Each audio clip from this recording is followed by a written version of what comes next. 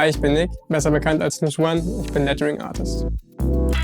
Ich schaffe Kunstwerke, besonders Poster, in vielen verschiedenen Stilen und veröffentliche diese auf Social Media. Meine Designs erscheinen auf Kleidungsstücken und Werbegrafiken, wie zum Beispiel bei Combo Breaker, Unetics und Serif. Durch Kalligrafie und Graffiti ist mir bewusst geworden, dass man durch regelmäßiges Üben und Leidenschaft seine Ziele erreichen kann.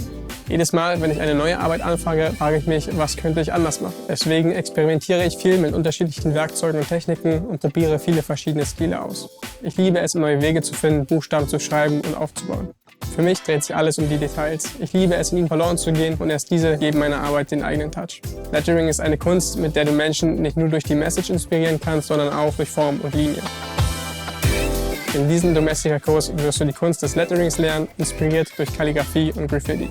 Als finales Projekt wirst du ein A3-Poster im Graffiti-Style mit selbstentworfenen Schriftzug gestalten. Als erstes zeige ich dir die Materialien, die wir in diesem Kurs benutzen. Danach erkläre ich dir die Grundlagen mit dem Aufbau der Buchstaben und wie du sie bearbeiten kannst, um dann deinen eigenen Stil zu bauen. Dann suchen wir uns einen Spruch aus und finden einen passenden Stil dafür. Als nächstes lernen wir ein bisschen über die Komposition, wählen ein passendes Layout für unseren Spruch und zeichnen ihn. Wenn die Skizze fertig ist, übertragen wir sie mit einem Tracing-Tablet auf das finale Papier. Und nun geht es an den letzten Schliff. Wir arbeiten mit Perspektive, Farben und Schatten und füllen die letzten Details und den Rahmen aus. Als letztes zeige ich dir, wie du verschiedene Effekte auf deine Arbeiten auftragen kannst, wie zum Beispiel ein Paint, ein Smoke oder ein Bubble-Effekt.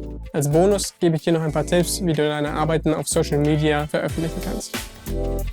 Am Ende dieses Kurses wirst du in der Lage sein, lebhafte und einzigartige Kunstwerke mit Buchstaben im Graffiti-Style zu gestalten.